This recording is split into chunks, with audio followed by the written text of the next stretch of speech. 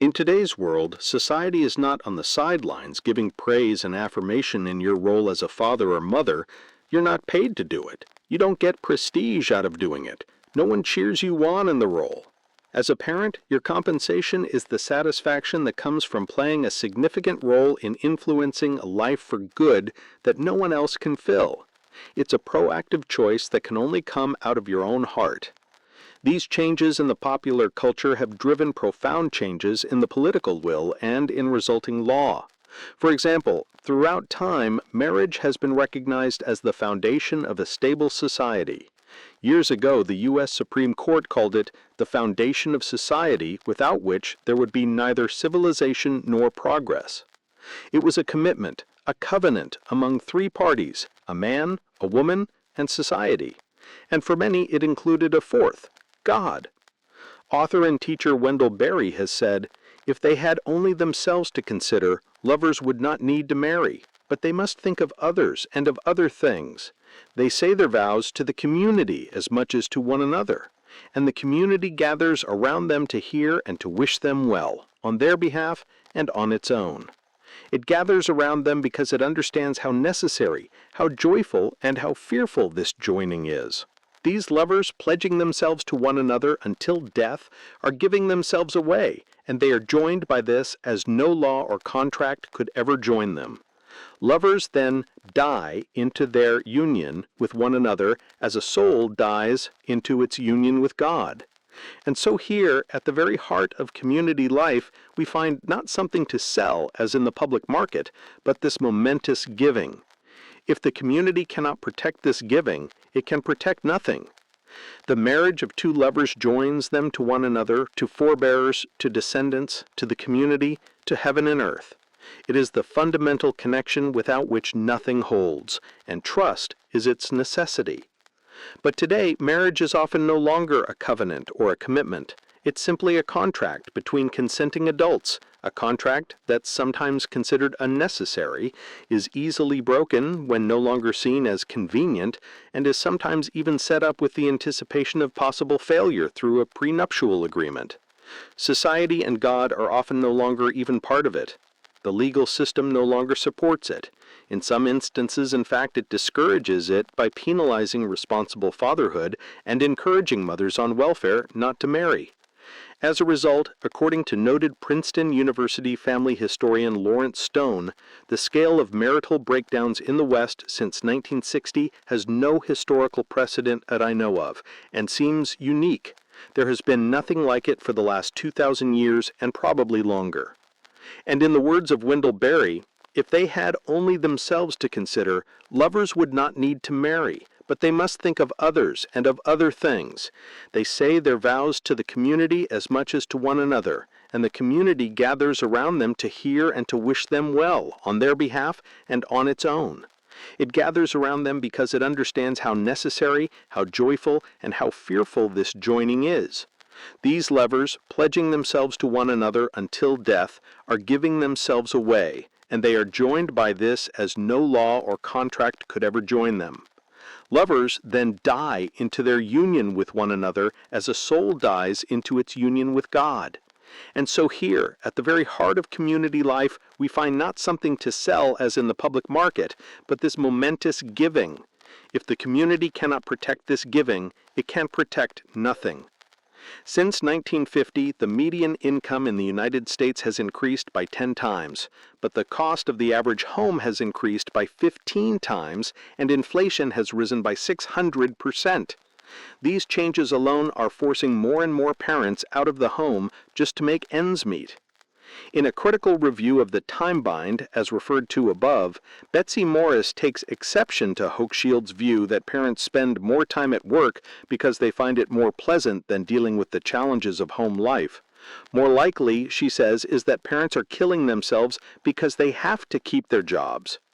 To make ends meet and for other reasons, including the desire to maintain a certain lifestyle, the percentage of families where there is one parent working and one at home with the children has dropped from 66.7% in 1940 to 16.9% in 1994. And today, some 14.6 million children live in poverty, 90% of whom live in one-parent homes. There is simply much less parental involvement with children, and the reality is that, for many, family gets second shift. The very structure of the economic world in which we live has been redefined. When the government took over the responsibility of caring for the aged and destitute in response to the Great Depression, the economic link between family generations was broken, and this has had a reverberating effect on every other link of the family. Economics define survival, and when this economic sense of responsibility between generations is broken, it begins to cut into the other tendons and sinews that hold the generations together, including the social and the spiritual. As a result, the short-term solution has become the long-range problem. In most cases, family is no longer seen as an intergenerational and extended family unit that cares for itself. It has been reduced to the nuclear family of parents and children at home, and that is being threatened even deeper. The government is seen as the first resource rather than last. We now live in a world that values personal freedom and independence more than responsibility and interdependence, in a world with tremendous mobility in which creature comforts, especially television, enable social isolation and independent entertainment. Social life is being fractured. Families and individuals are becoming increasingly isolated. Escape from responsibility and accountability is available everywhere. Dimension. In addition to global communication and instant access to vast sources of valuable information, today's technology also provides immediate, graphic, and often unfiltered access to a full spectrum of highly impactful visual images, including pornography and vivid scenes of bloodshed and violence. Supported by and saturated with advertising, technology puts us into materialistic overload. It has caused a revolution in expectations. Certainly, it increases our ability to reach out to others, including family members, and establish connections to people around the globe, but it also diverts us and keeps us from interacting and relating in meaningful ways to members of our family in our own home. We can look to research for these answers, but there may be even a better source. What does your own heart tell you about the effects of television on you and your children? Does watching television make you kinder, more thoughtful, more loving? Does it help you build strong relationships in your home, or does it make you feel numb, tired, lonely, confused, mean, cynical? When we think about the effects of the media on our families, we must realize that the media can literally drive the culture in the home. In order to take seriously what is going on in the media, unlikely romance, promiscuity, battling robots, cynical relationships, fighting and violent brutality, we must be willing to engage in a suspension of disbelief. We must be willing to suspend our disbelief in actions we know as adults are not real, to desensitize our adult wisdom, and for 30 or 60 minutes allow ourselves to be taken on a journey to see how we like it. What happens to us? We begin to believe that even TV news is normal life. Children especially believe. For example, one mother told me that after watching the 6 o'clock news on TV, her 6-year-old said to her, "Mommy, why is everybody killing everybody?" This child believed what she was seeing was normal life. It is true that there is so much good on TV, good information and enjoyable, uplifting entertainment, but for most of us and for our families, the reality is more like digging a lovely tossed salad out of the garbage dump. There may be some great salad there, but it's pretty hard to separate out the trash, the dirt, and the flies. Low-grade, gradual pollution can desensitize us, not only to how awful the pollution, but also to what we are trading off for it. It would take an enormous amount of benefit from television to trade off the time that could be spent with family members learning, loving, working, and sharing together. A recent U.S. News and Report poll reported that 90% of those polled felt that the nation is slipping deeper into moral decline. That same poll found that 62% felt TV was hostile toward their moral and spiritual values. 14. Why are so many watching so much TV?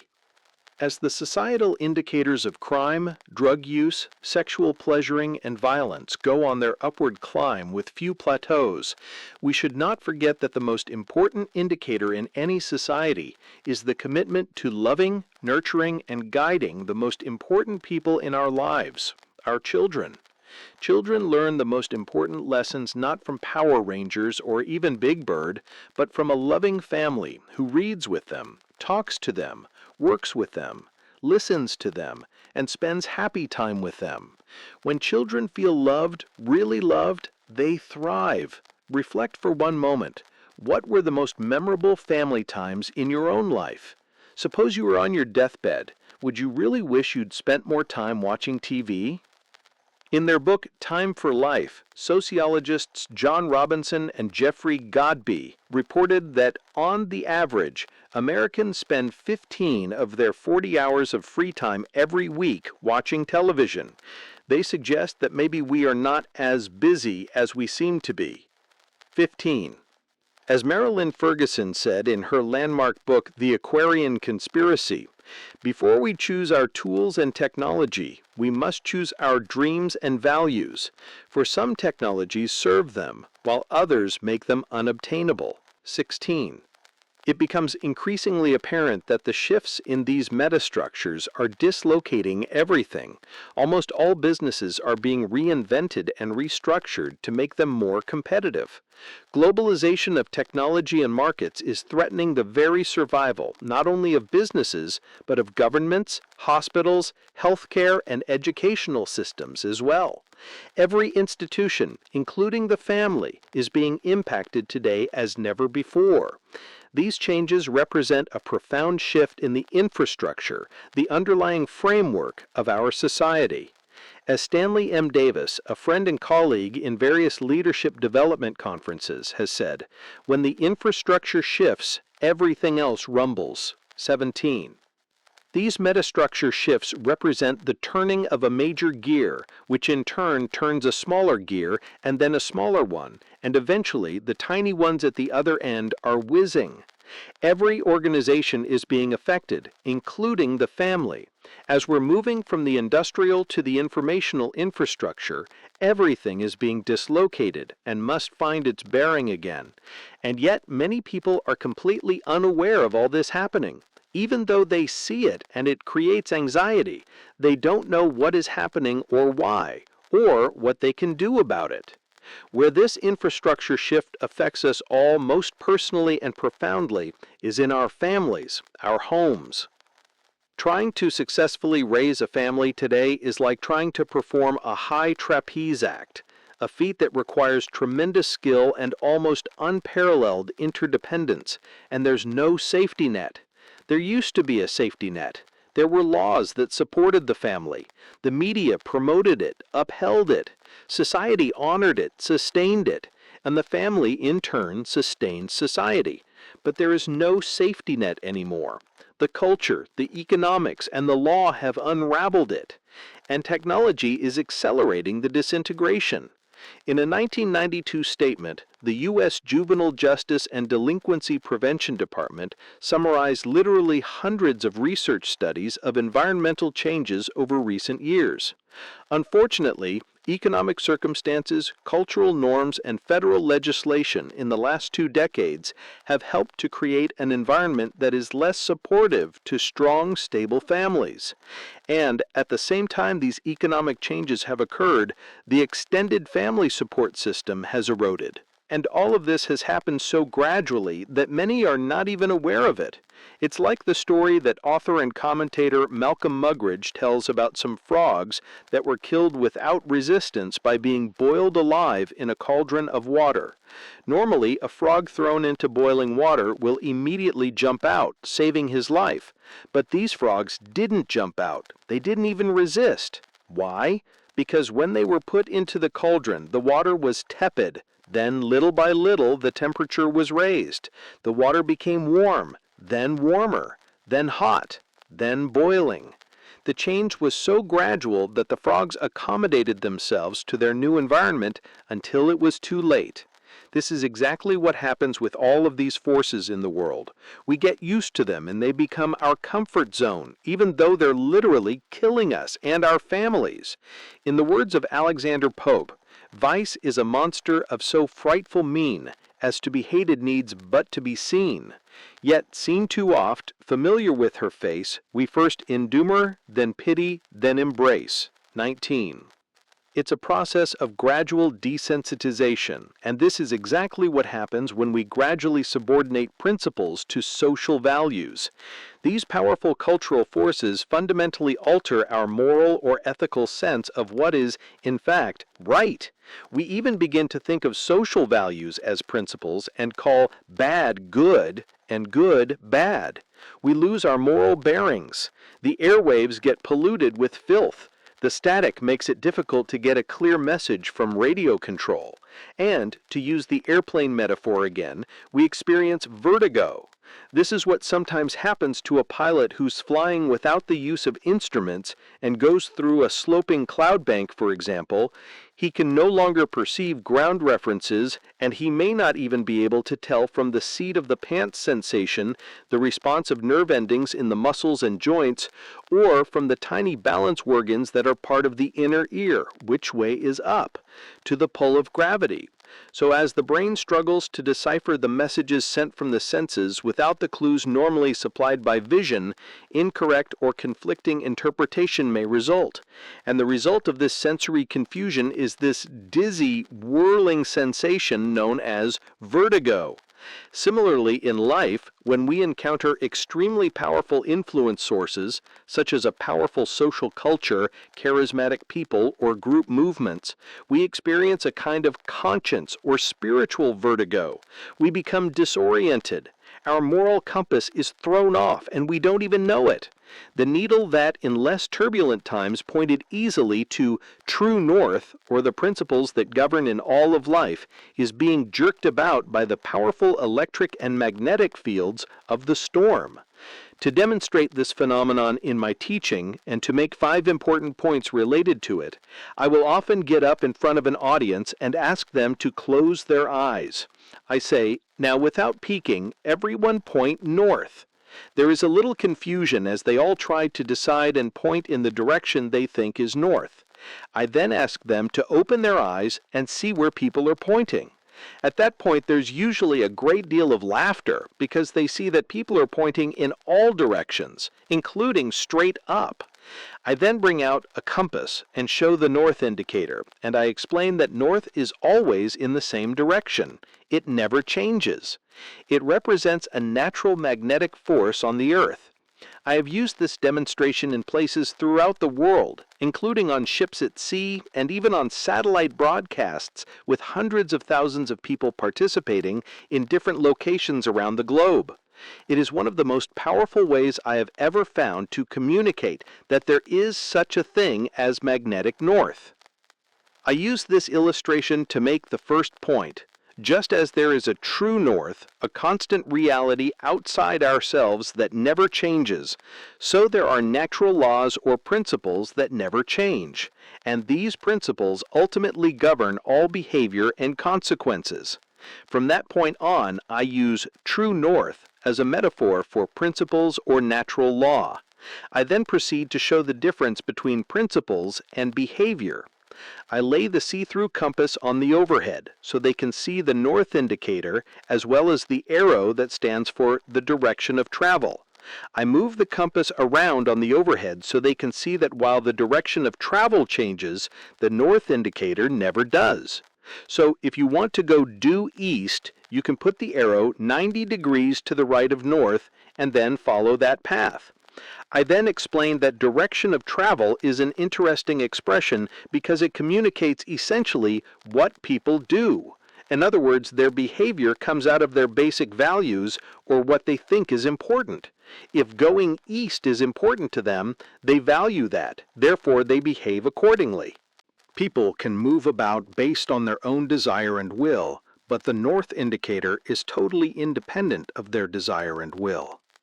I make the second point. There is a difference between principles, or true north, and our behavior, or direction of travel. This demonstration enables me to introduce the third point. There is a difference between natural systems, which are based on principles, and social systems, which are based on values and behavior. To illustrate, I ask, how many have ever crammed in school? Almost the entire audience raises their hands. I then ask, how many got good at it? Almost the same number raises their hands again. In other words, cramming worked. I ask, how many have ever worked on a farm?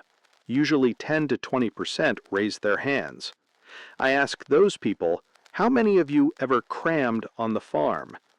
There's always extensive laughter because people immediately recognize that you can't cram on the farm. It simply won't work. It is patently absurd to think you can forget to plant in the spring and goof off all summer, then hit it hard in the fall and expect to bring in the harvest. I ask, how come cramming works in school and not on the farm? And people come to realize that a farm is a natural system governed by natural laws or principles, but a school is a social system, a social invention that is governed by social rules or social values. I ask, is it possible to get good grades and even credentials out of school and not get an education? And almost everyone acknowledges this is possible. In other words, when it comes to the natural system of developing your mind, it is governed more by the law of the farm than the law of the school, by a natural rather than a social system. Then I proceed with this analysis into other areas that people can relate to, such as the body. I ask, how many of you have tried to lose weight 1,000 times in your life? A good percentage raise their hands. I ask them, what really is the whole key to weight loss? Eventually, everyone comes to see that in order to achieve permanent and healthy weight loss, you must align the direction of travel, your habits and your lifestyle, with the natural laws or the principles that bring the desired result, with principles such as proper nutrition and regular exercise. The social value system may reward immediate weight loss through some crash diet program, but the body eventually outsmarts the strategy of the mind. It will slow down the metabolism processes and turn on the fat thermostat, and eventually the body returns to where it was, or perhaps even worse. So people begin to see that not only the farm, but also the mind and the body are governed by natural laws. I then apply this line of reasoning to issues in our society. I ask, if we were really serious about health reform, what would we primarily focus on? Almost everyone acknowledges that we would focus on prevention, on aligning people's behavior, their value system, their direction of travel with natural law or principles. But the social value system regarding health care, which is in the direction of travel of society, focuses primarily on the diagnosis and treatment of disease rather than on prevention or lifestyle alteration. In fact, more money is spent to keep that person alive than was spent on prevention during the person's entire life. This is where society's value system is, and it has essentially assigned medicine this role. That's why almost all medical dollars are spent on diagnosis and treatment of disease. I then carry this analysis into education reform, welfare reform, political reform, actually any reform movement. Ultimately, people come to realize the fourth point. The essence of real happiness and success is to align the direction of travel with natural laws or principles. Finally, I show the tremendous impact that the traditions, trends, and values of the culture can have on our sense of true north itself. I point out that often even the building we're in can distort our sense of true north because it has a magnetic pole of its own. When you go outside the building and stand in nature, the north indicator shifts slightly. I compare this pole to the power of the wider culture, the mega-traditions, trends, and values that can slightly warp our conscience so that we're not even aware of it until we get out into nature alone where the compass really works, where we can slow down, reflect, and go deep inside ourselves to listen to our conscience. I show the compass north shifting when I put it on the overhead projector because the machine itself represents a magnetic force. I use this to explain how people can actually come to define good as bad and bad as good because of an extremely powerful personality they come in contact with, or an extremely powerful emotional experience such as abuse or parental betrayal or profound conscience betrayal. These traumas may be so shaking and devastating as to undermine their whole belief system. I use this demonstration to make the fifth and final point. It's possible for our deep, inward sense of knowing, our own moral or ethical sense of natural laws or principles, to become changed, subordinated, even eclipsed by traditions or by repeated violation of one's own conscience.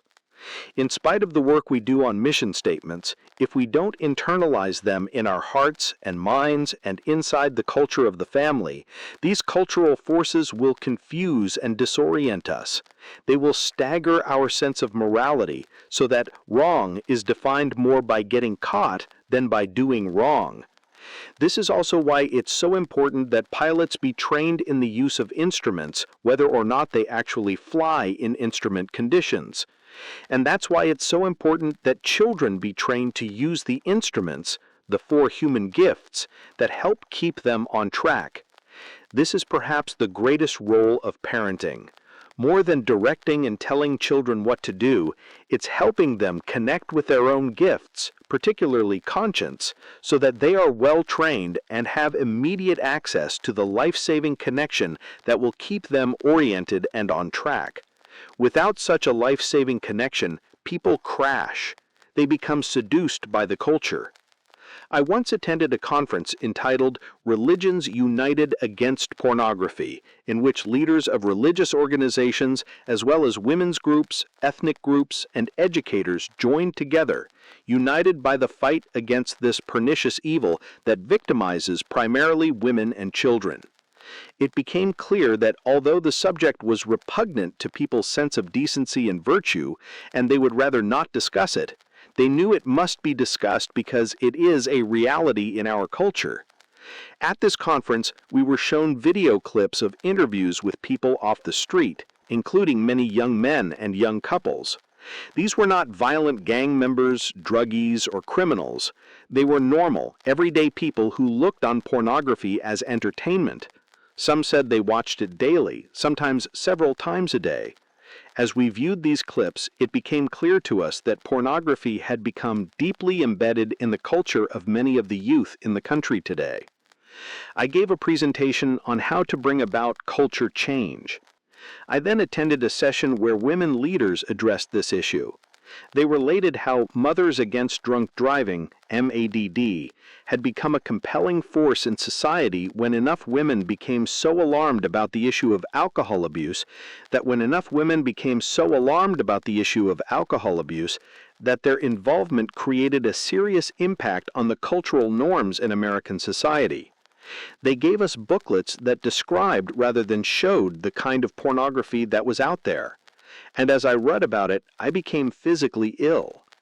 In my second and final presentation, I told of this experience and how convinced I was that the key to culture change is to get people so immersed in the reality of what's happening that they can truly feel its full, pernicious, sinister impact on the ethical and moral nature of people's minds and hearts, and how this affects our whole society.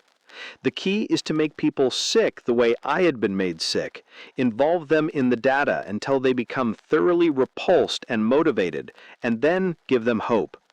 Get them involved in coming up with solutions and identifying what has happened elsewhere that has been successful.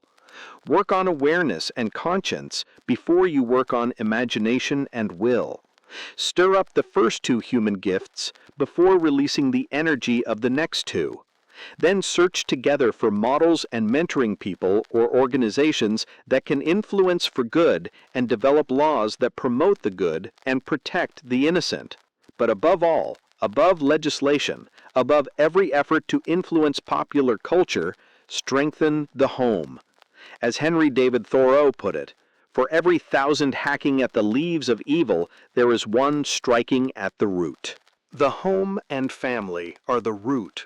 This is where the moral armament is developed in people to deal with these pernicious influences that technology has made available, and to turn the technology into something that enables and facilitates good virtues and values and standards to be maintained throughout society. For laws to be effective, there has to be a social will, a set of mores to enforce those laws. The great sociologist Emile Durkheim said, "When mores are sufficient, laws are unnecessary. When mores are insufficient, laws are unenforceable." Without social will, there will always be legal loopholes and ways to break the law, and children can quickly lose their innocence and become calloused and eroded inside, sarcastic and cynical, and far more vulnerable as prey to violent gang behavior, to adoption into a new family that gives acceptance and social approbation. So the key is to nurture the four gifts inside each child and to build relationships of trust and unconditional love so that you can teach and influence the members of your family in principle-centered ways. Interestingly, one other significant outcome of the conference was the change in days. It moved from courteous respect and exchange of pleasantries to genuine love, profound unity, and open, authentic communication because of a common, transcendent mission. As the leaders discovered, in these perilous times we must focus on what unites us, not on what divides us. In the absence of an inner connection with the four human gifts and a strong family influence, what impact is the kind of culture we've described in this chapter, power boosted by technology, going to have on a child's thinking? Is it realistic to think that children are going to be impervious to the murder and killing and cruelty they watch 7 hours a day on TV? Can we really believe the TV program directors who claim there is no hard scientific evidence to show a correlation between violence and immorality in our society and the graphic scenes they choose to show on the television screen, and then quote hard scientific evidence to show how much a 20-second advertisement will impact the behavior of the viewers? Is it reasonable to think that young adults exposed to a visual and emotional TV diet of sexual pleasuring can grow up with anywhere near a realistic or holistic sense of the principles that create good, enduring relationships and a happy life? In such a turbulent environment, how can we possibly think that we can continue with business as usual inside our families? If we don't build better homes, we'll have to build more prisons because surrogate parenting will nurture gangs. Then the social code will surround drugs, crime, and violence.